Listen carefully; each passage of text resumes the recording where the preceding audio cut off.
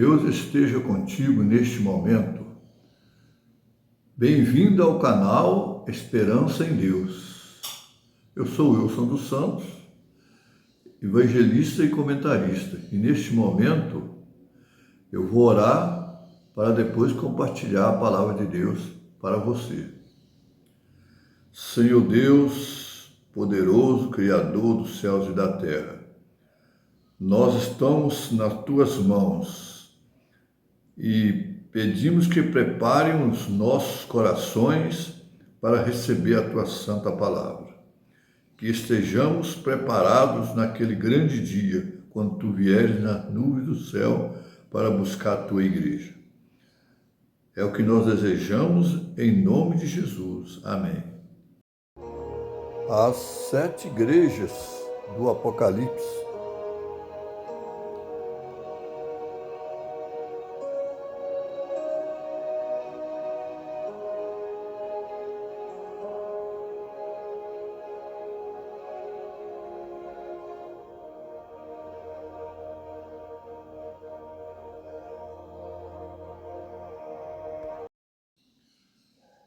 Interessante que João, em sua visão, ele recebeu a revelação diretamente de Deus para as igrejas espalhadas em todos os períodos de eras vindouras.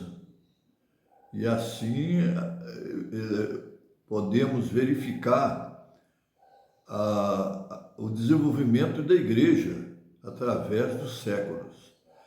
E nós vamos começar com a igreja de Éfeso. A igreja de Éfeso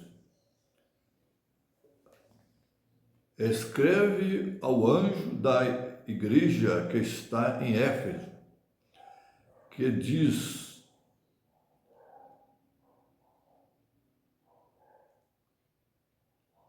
isto diz aquele que tem na sua destra as 7 estrelas, que andam no meio dos 7 castiçais de ouro.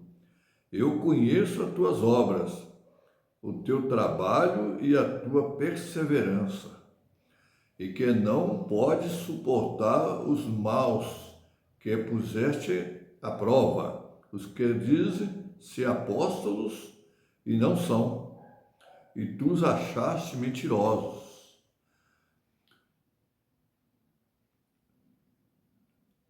E sofreste, tens paciência, trabalhaste pelo meu nome e não te cansaste. Tenho, porém, contra ti que deixaste o teu primeiro amor. Lembra-te, pois, de onde caíste, arrepende-te e pratica as primeiras obras, pois senão, brevemente te virei e tirarei do seu lugar o teu castiçal, se não te arrependeres. Tens, porém, isto, que odeias as obras dos nicolaítas, as quais eu também aborreço. Quem tem ouvidos, ouça o que o Espírito diz às igrejas. Ao que vencer, dar-lhe-ei a comer da árvore da vida, que está no meio do paraíso de Deus. Então, a igreja, a igreja apostólica, né? Aqui, quando fala a igreja de Éfeso, se trata da igreja do primeiro século, né? A igreja apostólica, onde a igreja recebeu a mensagem dos apóstolos, perseveraram na mensagem, mas em algum tempo ela desviou por faltar o primeiro amor. Obediência sem o amor é legalismo, né? Então, a obediência deve ser acompanhada pelo amor. Então, de maneira que não basta ser obediente, basta também desempenhar o amor, de acordo com o que Jesus nos ensinou. Amai-vos uns aos outros, né? E a pregação do Evangelho terá sucesso dessa forma, se todos empenhar-se na missão, mas exercendo o amor uns para com os outros.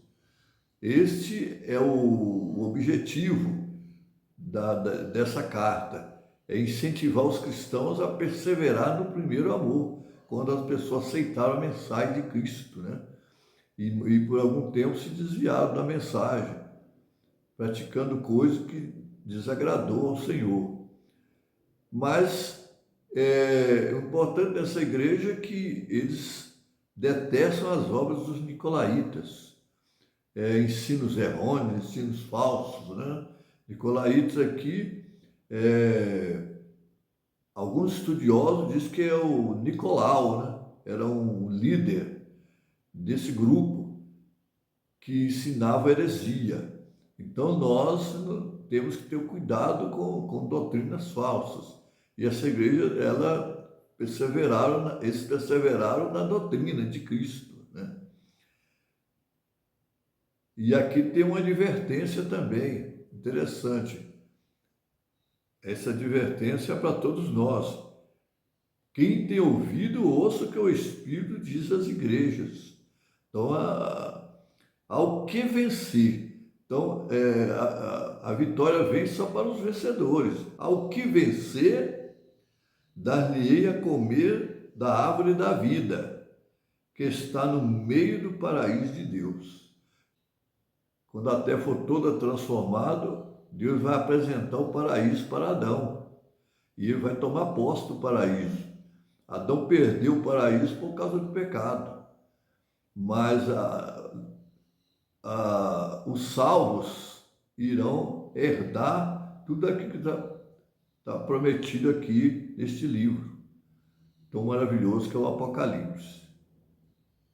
A mensagem à igreja de Éfeso, conforme encontrada em Apocalipse, capítulo 2, versículo 1 a 7, é uma das cartas às 7 igrejas da Ásia Menor, onde Cristo se dirige aos fiéis, elogiando algumas de suas qualidades, mas também indicando áreas que necessitam de atenção e arrependimento.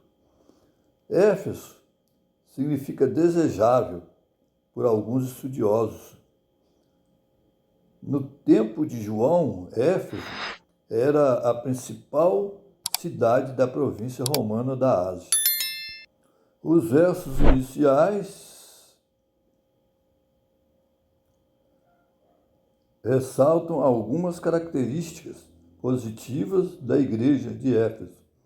O Senhor elogia a perseverança dos efésios, sua trabalhosidade e sua habilidade em discernir falsos profetas. Eles se dedicam à obra de Deus, suportando dificuldades por causa de seu nome. Esse reconhecimento é importante para os cristãos que valorizam a fidelidade e a vigilância em meio às provações. Entretanto, a mensagem também traz uma advertência significativa. Apesar das boas obras, a igreja havia perdido seu primeiro amor. Essa perda tem implicações profundas, pois o amor é fundamental na vida cristã e no testemunho da igreja.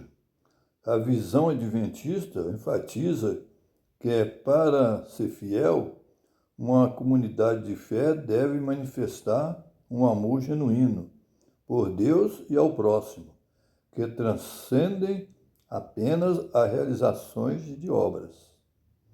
Cristo, então, convoca a igreja a lembrar-se de sua posição anterior, a arrepender-se e a praticar as obras que fazia no início.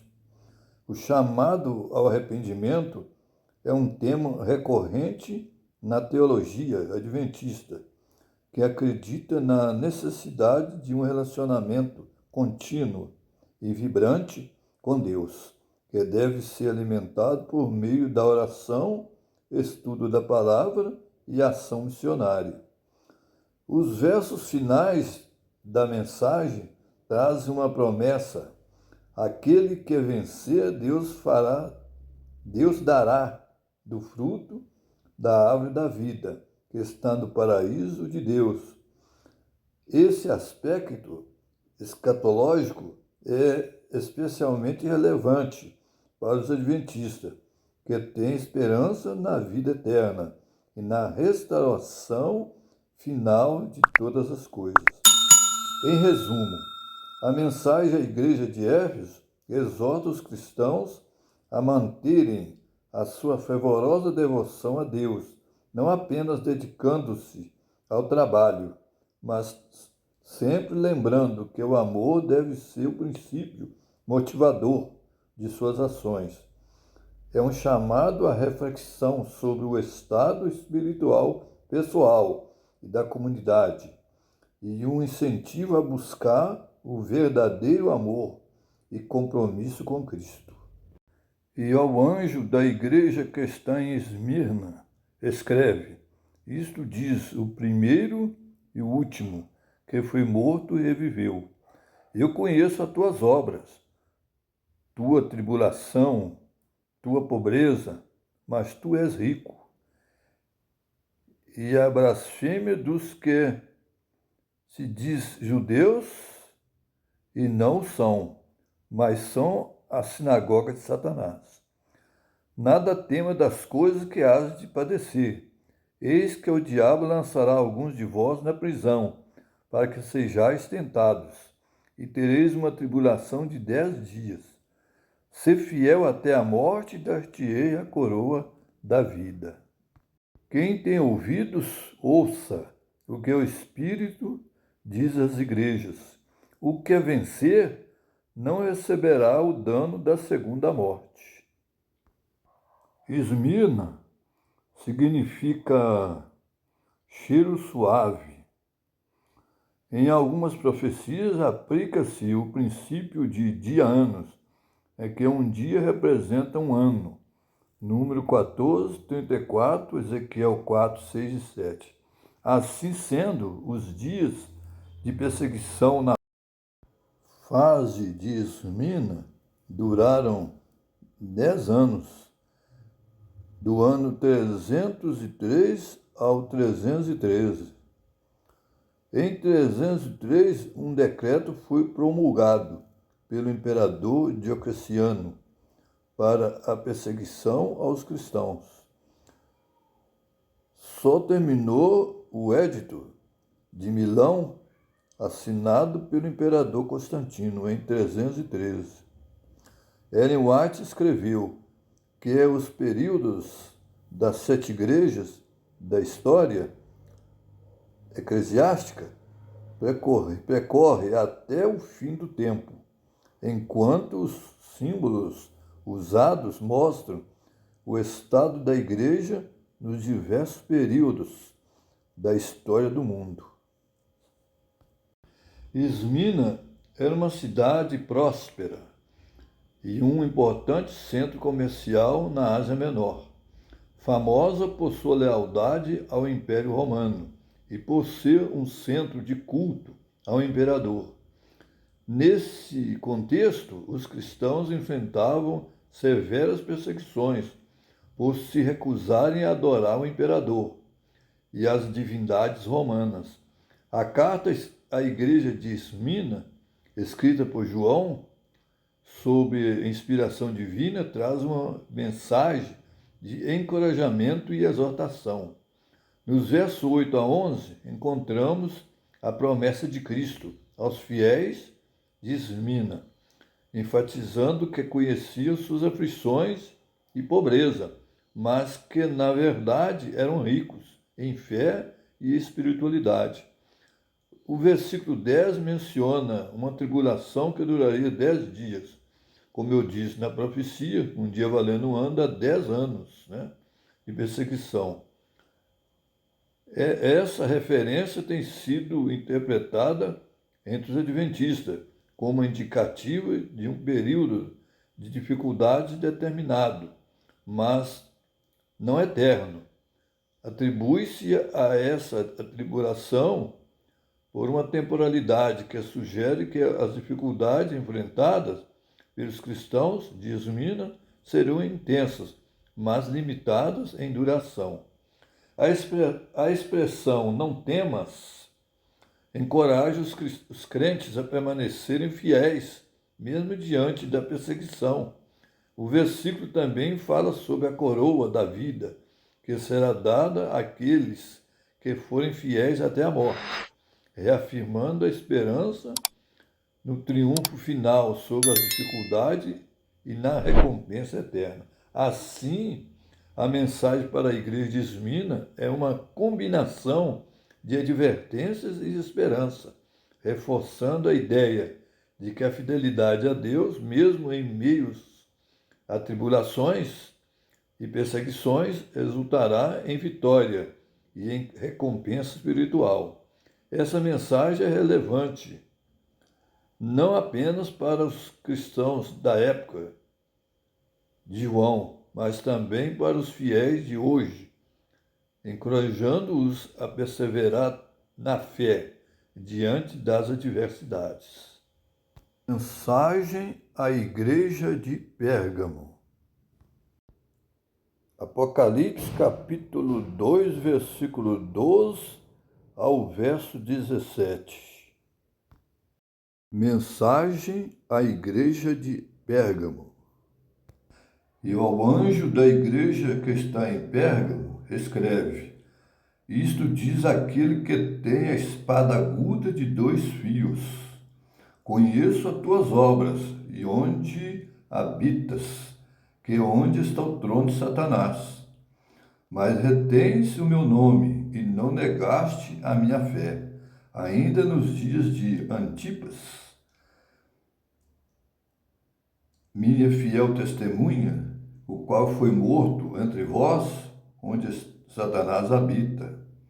Porém, umas poucas coisas tenho contra ti, porque tens lá os que seguem a doutrina de Balaão, o qual ensinava Balaque a lançar tropeços diante dos filhos de Israel, para que comessem dos sacrifícios da idolatria e se prostituíssem. Assim tens também os que seguem as doutrinas dos nicolaítas, o que eu aborreço. Arrepende-te, pois, quando não, em breve irei a ti, e contra eles batalharei com a espada da minha boca. Quem tem ouvidos, ouça o que o Espírito diz à igreja.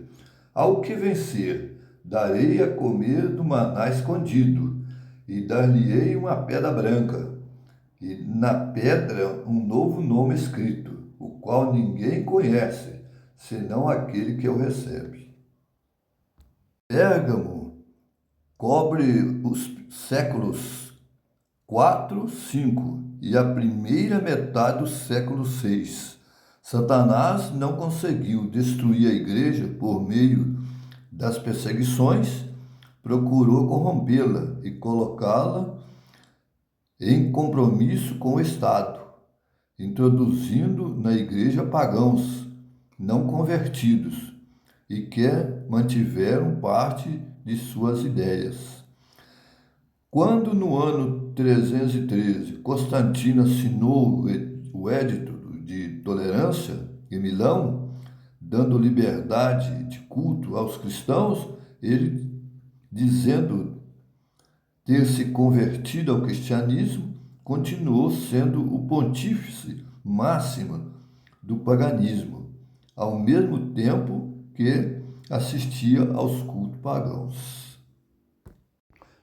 De acordo com a interpretação adventista do sétimo dia da passagem de Apocalipse, capítulo 2, versículo 12 a 17, a mensagem para a igreja de Pérgamo corresponde a um período histórico específico na história da igreja cristã. Esse período é geralmente associado ao início da apostasia na igreja e ao surgimento do sistema papal. Aqui estão alguns textos sobre esse período histórico. Período de transição, 313 a 538 depois de Cristo. Este período marca uma transformação significativa na Igreja cristã. Após o Edito de Milão, em 313 depois de Cristo, que concedeu liberdade religiosa aos cristãos no Império Romano, a Igreja começou a ganhar poder e influência política. Gradualmente, práticas e doutrinas pagãs começaram a se infiltrar na Igreja, levando ao que os adventistas consideram como o início da apostasia. A ascensão do bispo de Roma durante este período foi muito significante. O bispo de Roma começou a ganhar proeminência sobre outros líderes da Igreja. Isso, eventualmente, levou ao estabelecimento do papado, com o bispo de Roma reivindicando a autoridade suprema sobre toda a Igreja cristã. Essa centralização de poder é vista pelos adventistas como um desvio da estrutura da Igreja primitiva, a Igreja dos Apóstolos. Fusão de práticas pagãs e cristãs, com o crescimento da influência da Igreja no Império. Muitas práticas e festivais pagãos foram cristianizados. Mudanças doutrinárias foram introduzidas nesse período. Várias doutrinas começaram a evoluir de maneiras que os adventistas consideram desviantes das estruturas. Isso inclui o desenvolvimento de conceitos como purgatório, a veneração de santos e relíquias e mudanças na observância do sábado. A mudança do sábado para o domingo. Perseguição de hereges. À medida que a Igreja ganhava poder político, começou a perseguir aqueles que mantinham crenças diferentes. Os adventistas veem isso como um afastamento do espírito de amor e tolerância ensinado por Jesus. O decreto de Justiniano, no ano 538 depois de Cristo, este decreto, que reconheceu oficialmente o bispo de Roma como cabeça de todas as igrejas, é frequentemente citado pelos adventistas como o início formal do período papal. Esses textos refletem a interpretação adventista. Nem todos os cristãos aceitam essa interpretação, mas é uma interpretação baseada na história e ela tem grande relevância. Se observarmos a história do surgimento do movimento papal e a intolerância religiosa aos cristãos, nós vamos ver que nem é preciso a Bíblia para ver, basta ver os livros da história que podemos ver ali a intolerância claramente revelada nesses livros pelos historiadores. Então vemos que é um período de idolatria entre os cristãos. É o período da igreja de Pérgamo. Nessa passagem é citado também os nicolaítas, adeptos a um grupo herético de Nicolau, um líder religioso. Era denominado nicolaítas, os seguidores desse grupo. Esse grupo procurava difundir ensinos contrários ao Evangelho e aos ensinamentos já estabelecidos no início da era cristã. O objetivo era corromper as doutrinas das igrejas e perverter os costumes já existentes. Os nicolaítas são mencionados apenas 2 vezes no Novo Testamento, no livro de Apocalipse, na carta aos Efésios e também na carta à igreja de Pérgamo, enfatizando a discordância e desprezo de Jesus com esses ensinamentos. bem como com suas obras. Esse livro há uma advertência. Arrepende-te, pois quando não, em breve virei a ti e contra eles batalharei com a espada da minha boca. Quem tem ouvidos, ouça o que o Espírito diz às igrejas. Ao que vencer, darei a comer do maná escondido, e dar-lhe-ei uma pedra branca, e na pedra um novo nome escrito, o qual ninguém conhece, senão aquele que o recebe.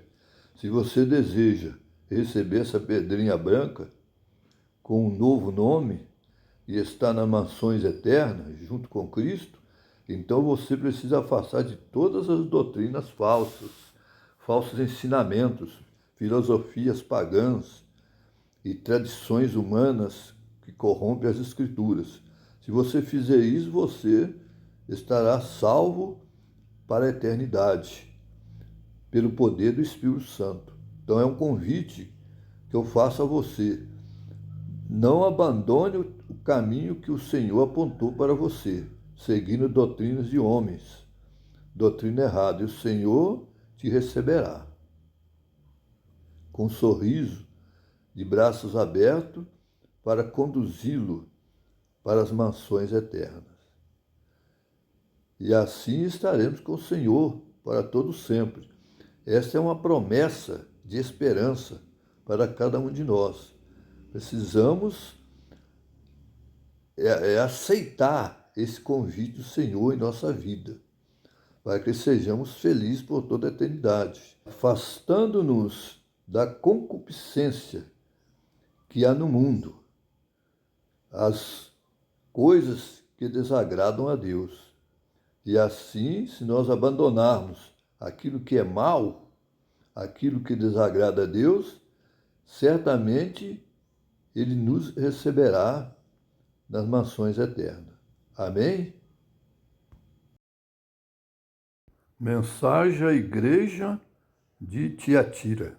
E ao anjo da igreja de Tiatira escreve: Isto diz o Filho de Deus, que tem seus olhos como chama de fogo e os pés semelhantes ao latão reluzente.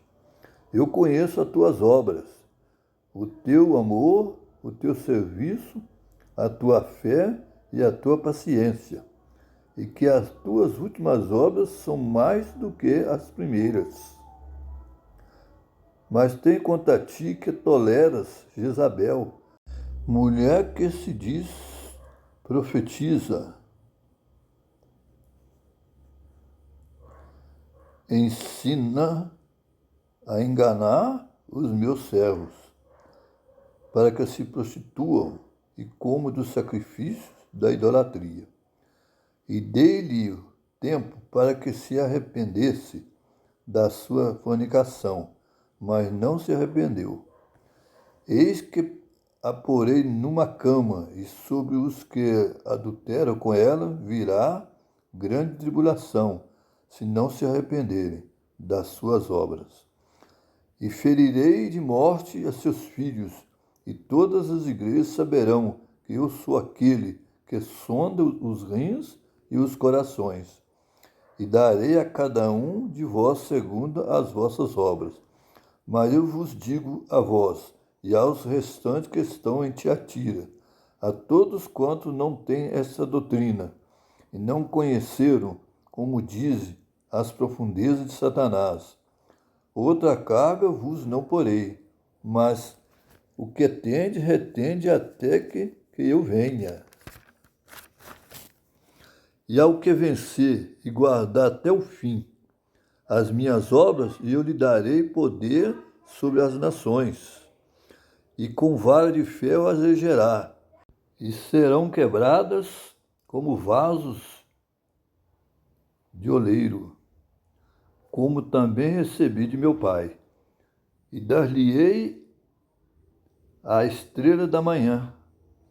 Quem tem ouvidos, ouça o que o Espírito diz às igrejas. Apocalipse capítulo 2, versículo 18 até o versículo 29. A carta à igreja de Tiatira, encontrada em Apocalipse, capítulo 12, versículo 18 a 29, é uma das 7 cartas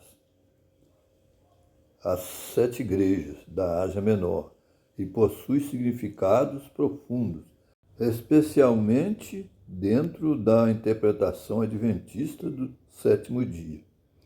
Tiatira era uma cidade comercial vibrante, famosa pela produção de tecidos de púrpura e outros produtos, como cerâmicas, vasos cerâmicas, que contribuía para a economia da região, como você pode ver ao pesquisar mais sobre esse assunto. A cidade também tinha vários templos dedicados a divindades pagãs. Este cenário cultural e religioso influenciava a vida dos cristãos que lá viviam. João se dirige à igreja apresentando Cristo como aquele que tem olhos como chama de fogo e pés semelhantes ao bronze polido. Essa imagem simboliza a pureza e a justiça de Cristo, bem como sua capacidade de ver através das obras da igreja. A igreja é elogiada por suas obras, amor, serviço, fé e paciência.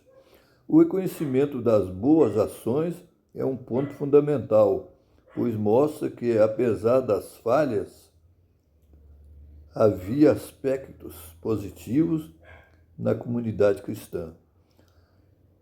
A crítica central da carta é dirigida à tolerância da igreja em relação a uma mulher, que é chamada de Jezabel. Essa figura representa a promoção de práticas imorais e idolatria, influenciando os cristãos a se desviarem da verdadeira fé. A carta destaca a seriedade de permitir que ensinos corruptos entrem na igreja. Existe advertência e um chamado ao arrependimento. Verso 22 a 23. Cristo adverte que aqueles que seguem os ensinamentos de Jezabel enfrentarão grandes tribulações, a menos que se arrependam. A ênfase aqui está na necessidade de purificação e retorno à verdadeira fé. Há também a promessa de vitória. Esse período da igreja de Tiatira foi um período de trevas espirituais. Os cristãos desviaram-se do verdadeiro cristianismo. Havia proibição à leitura da Bíblia. Então, a Bíblia não era lida livremente pelo povo, e o povo estava em completa ignorância espiritual. E Jezabel, no 9º século a.C., ela teve uma influência terrível em Israel, conduzindo o povo à idolatria. A Jezabel de Tiatira agiu de maneira semelhante, seduzindo os cristãos a práticas de idolatria e prostituição, ou imoralidade sexual literal ou impureza espiritual. Ela incentivou os servos de Deus a comerem coisas sacrificadas a ídolos, uma prática condenada que representa a comunhão com os demônios. Veja Atos 15, versículo 20, 29 e 1 Coríntios, capítulo 10, versículo 20 a 22. O problema da igreja foi a sua tolerância dessa falsa profetisa. O povo de Deus deve repreender e rejeitar falsos mestres. Efésios 5, versículo 11. Romanos 16, 17 a 18. Gálatas, capítulo 1, versículo 6 a 9. Tito, capítulo 3, versículo 10 a 11. A igreja em Tiatira, possivelmente enfatizando o amor ao ponto de esquecer da pureza de doutrina, tolerava essa falsa mestra. Devemos sempre lembrar que a sabedoria de Deus é mais importante do que a paz com os homens. Tiago 3, versículo 17. Mateus capítulo 10, versículo 34 a 38. Dê-lhe tempo para que se arrependesse. Jesus é longânimo e paciente. Romanos 2, 4. Ele deu tempo suficiente para Jezabel, do Velho Testamento, se arrepender, mas ela não quis. Esse foi um período de inquisição romana, né? Roma papal, né? E também de cruzadas religiosas. Então nós vemos que era um período de trevas espirituais. A Bíblia foi proibida pelo clero de ser lida, até chegar o tempo da reforma, né? Mensagem à igreja de Sardes. Apocalipse capítulo 3, versículo 1 até o versículo 6. E ao anjo da igreja que está em Sardes, escreve: Isto diz o que tem os 7 Espíritos de Deus e as 7 estrelas. Conheço as tuas obras, que tens nome de que vives, mas estás morto. Sê vigilante e confirma os restantes, que estavam para morrer, porque não achei as tuas obras perfeitas diante de Deus. Lembra-te, pois, do que tens recebido e ouvido. Guarda-o e arrepende-te. E se não vigiares, virei sobre ti, como um ladrão, e não saberás a que hora sobre ti virei. Mas também tens em Sardes algumas pessoas que não contaminaram suas vestes. Comigo andarão de branco, porquanto são dignas disso. O que vencer será vestido de vestes brancas, e de maneira nenhuma riscarei o seu nome do livro da vida, e confessarei o seu nome diante de meu Pai e diante dos seus anjos. Quem tem ouvidos, ouça o que o Espírito diz às igrejas. A carta à igreja de Sardes, encontrada em Apocalipse 3, de 1 a 6, é interpretada pelos adventistas do sétimo dia como representativa de um período da história da igreja cristã, especialmente durante o século XVI, que coincide com a época da Reforma Protestante. Este período é caracterizado por uma luta pela verdadeira fé e necessidade de renovação na espiritualidade cristã, com um foco na reforma da igreja e no retorno aos ensinamentos bíblicos. Na visão adventista, as obras da igreja, que não eram perfeitas, refletem a degradação da espiritualidade e a apostasia que ocorreram nesse tempo, enquanto a referência aos que não se contaminaram e foram vistos vestidos roupas brancas simboliza aqueles que permaneceram fiéis e puros em meio à corrupção.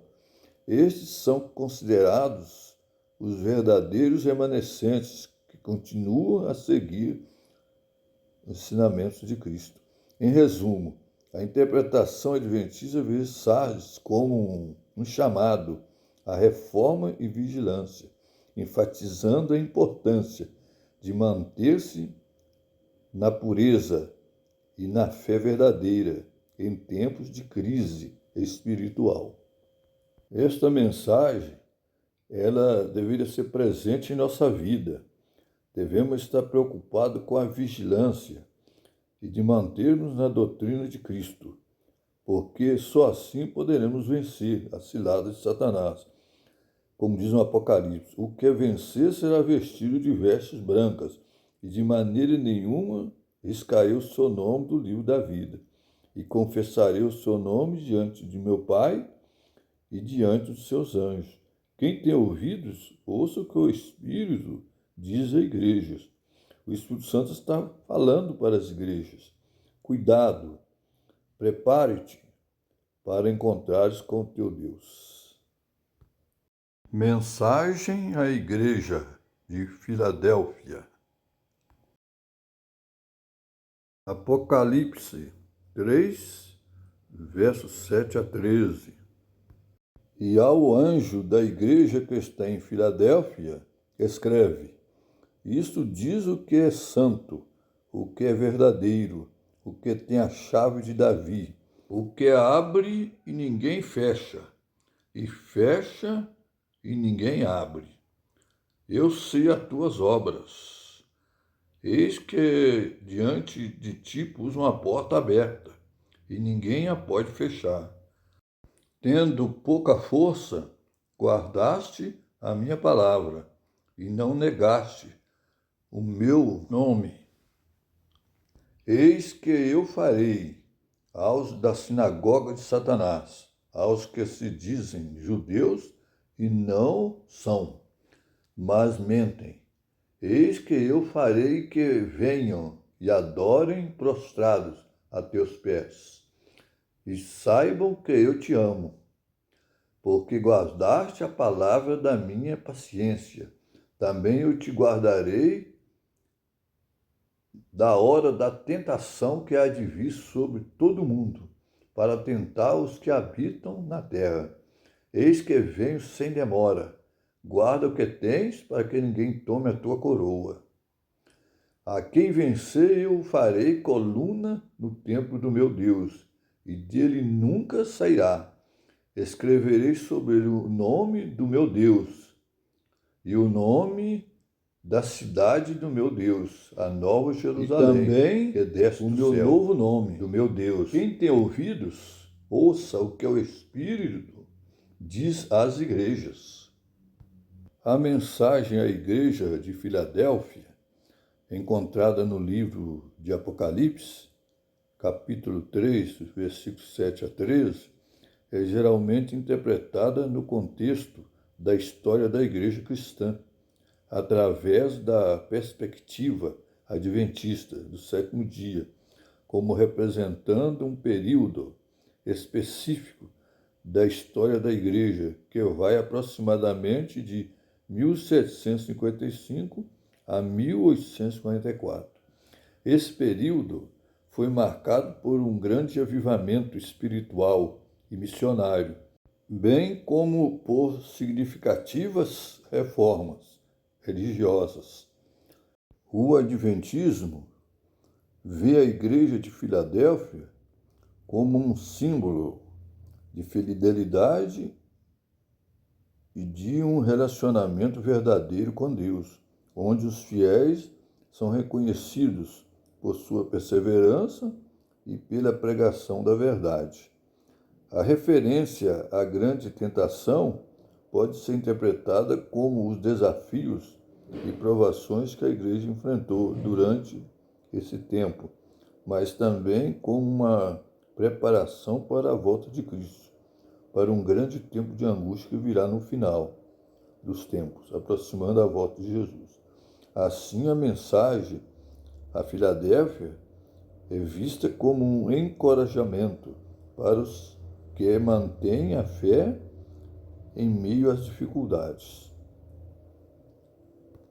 Mensagem à Igreja de Laodiceia. Apocalipse 3, verso 14 ao verso 22. Ao anjo da igreja que está em Laodiceia, escreve: Isto diz o Amém, a testemunha fiel e verdadeira, o princípio da criação de Deus. Eu sei as tuas obras, que nem és frio nem quente. Quem dera foras frio ou quente.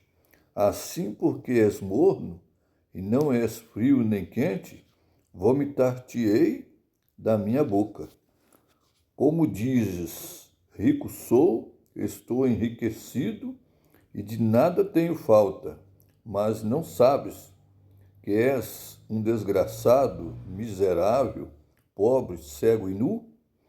Aconselho-te que de mim compres ouro reprovado no fogo, para que te enriqueças, e roupas brancas, para que te vistas, e não apareça a vergonha da tua nudez, e que unjas os teus olhos com colírio, para que vejas. Eu repreendo e castigo a todos quanto amo. Sê, pois, zeloso e arrepende-te. Eis que estou à porta e bato. Se alguém ouvir a minha voz, abrirei a porta, entrarei em sua casa. Com ele cearei e ele comigo. Ao que vencer, lhe concederei que assente comigo no meu trono, assim como eu venci e me assentei com meu Pai no seu trono. Quem tem ouvidos, ouça o que o Espírito diz às igrejas. Contexto histórico. Laodiceia era uma cidade rica, conhecida por sua indústria têxtil, brancos e escola de medicina. Foi fundada pelo rei Antíoco II da Síria, no século 3 a.C., e nomeada em homenagem à sua esposa Laodice. A cidade tinha fontes de água morna nas proximidades em Hierápolis, que chegava morna a Laodiceia através de aquedutos. Isso explica a metáfora usada por Jesus sobre a igreja ser morna. Laodiceia era famosa pela produção de um colírio especial, conhecido como pó frígio, usado para tratar problemas oculares. Isso dá contexto à menção de Jesus sobre o colírio espiritual. Interpretação adventista. Os adventistas do sétimo dia veem a mensagem à Laodiceia como especialmente relevante para a igreja nos últimos dias, antes da volta de Jesus. Eles acreditam que essa mensagem se aplica particularmente à sua própria denominação e à cristandade em geral no tempo do fim. Significado espiritual, mornidão espiritual, representa um estado de complacência e falta de zelo na fé. Ouro refinado simboliza a fé verdadeira e o caráter cristão genuíno, fé e amor. Vestes brancas representam a justiça de Cristo, que cobre os pecados. Colírio simboliza o discernimento espiritual e a capacidade de ver a verdade. Jesus tem um conselho para a igreja dos últimos dias. Jesus aconselha a igreja a buscar um reavivamento espiritual, abandonando a autossuficiência e reconhecendo sua necessidade de Cristo. Existe uma promessa ali maravilhosa. Apesar da repreensão, a carta termina com uma promessa de intimidade com Cristo para aqueles que se arrependerem e abrirem a porta do coração. Aplicação atual. Os adventistas veem essa mensagem como um chamado ao arrependimento, reavivamento e reforma dentro da igreja, especialmente nos últimos dias. Essa interpretação enfatiza a importância de manter uma fé ativa e vibrante, evitando a complacência espiritual e buscando constantemente um relacionamento mais profundo com Cristo. Jesus aguarda a decisão de cada um. Ele não invade o coração. Seu convite é para cear conosco.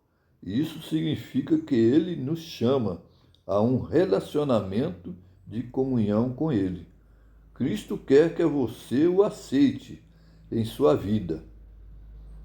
Atenda ao apelo que Jesus Cristo faz em Apocalipse 3:20, abrindo o coração para que ele entre em sua vida e mude todo o seu ser. Aceite o convite de Cristo para fazer parte de sua vida neste momento. Amém? Se você gostou do tema apresentado, clique no gostei, inscreva-se no canal e ative o sininho, para que eu possa continuar enviando mensagens para abençoar a sua vida. E desde já agradeço a você por ter assistido o vídeo até o final. Muito obrigado. Brevemente estarei gravando novos vídeos. Até breve.